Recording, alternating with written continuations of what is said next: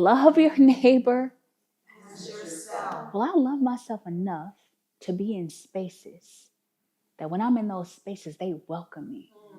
They celebrate me. They lift me up. They're not looking for opportunities to bring me down.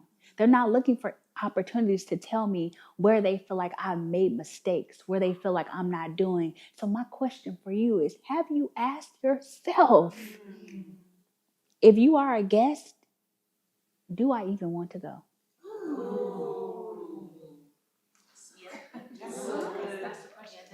And if the answer is all, I don't want to, but if I don't, they're going to be mad at me. My question is, are you loving yourself?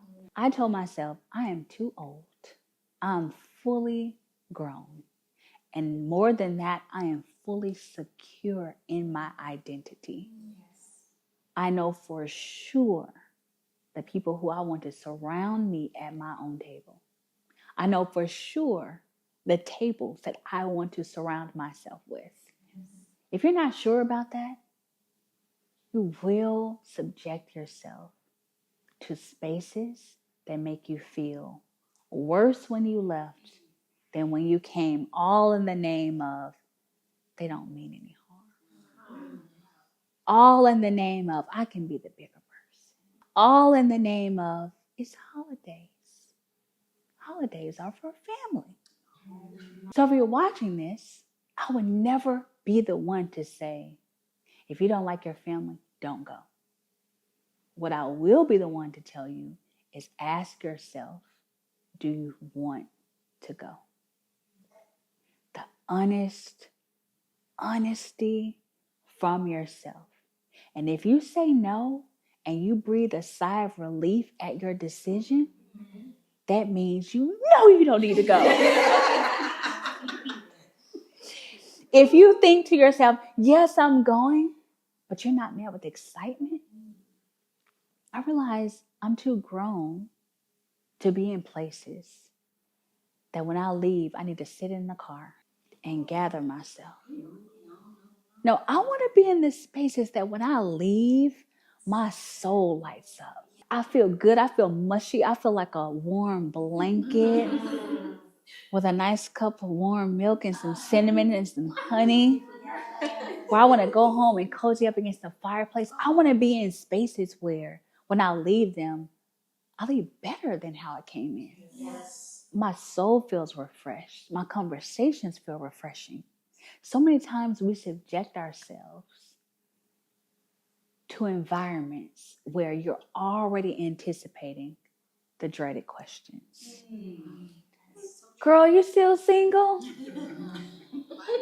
There's a way to respond to that. And it's this. I know you don't mean any harm, but I will not have that conversation with you. And if you continue to ask me questions beyond what I've already told you, I won't be able to have a relationship with you. Two things will happen. One, if it's a sarcastic person who just operates like that, they'll say, oh man, I'm sorry. I apologize. I didn't mean to hurt you. And then the relationship can be rectified. If there's a true, and you'll know, we know if there's a true, not like a, oh, I'm sorry. Okay, if the apology is sarcastic, no. Because there's true repentance, there's true remorse. If you're going to be in a relationship, you probably will be hurt at some point. But hurt is different than harm. Yes. So if I step on your toe, I may hurt your toe. But if I see you from across the room and I'm like, oh, if I step on her toe, I know it's going to hurt her.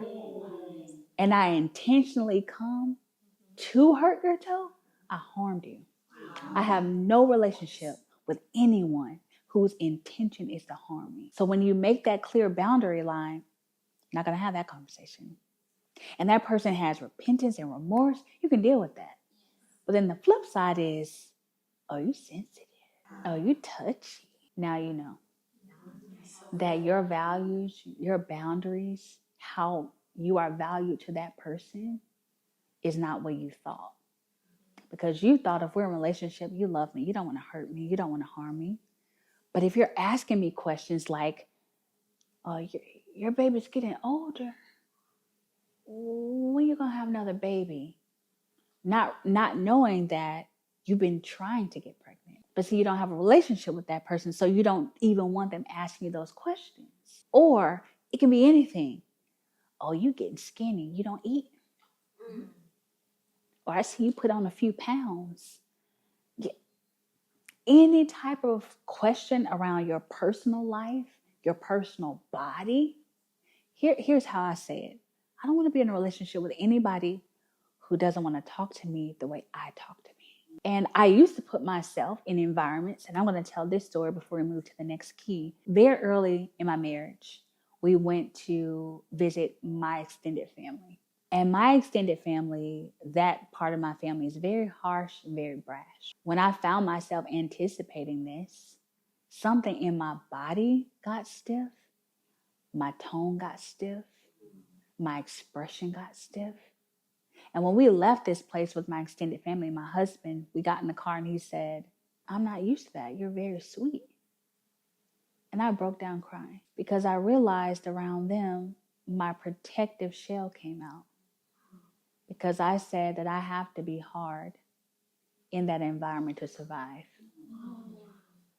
But here's a deeper question.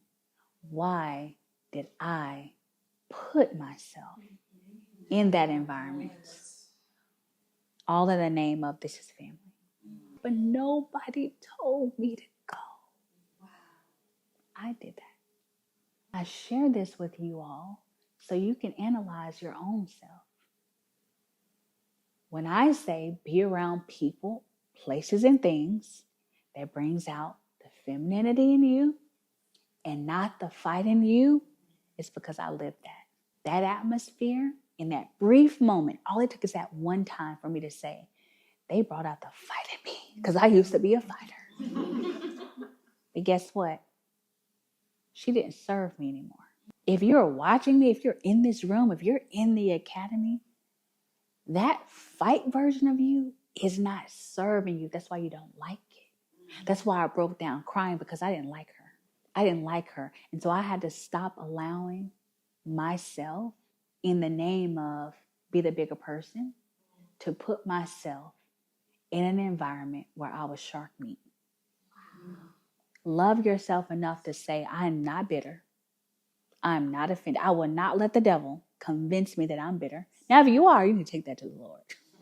I will not allow the devil to convince me that I'm bitter or I'm unrepentant or I'm walking in unforgiveness just because certain people I don't want to be around. Can we be honest and say that maybe you've had those feelings too? Yes. Absolutely. Don't confuse love with relationship.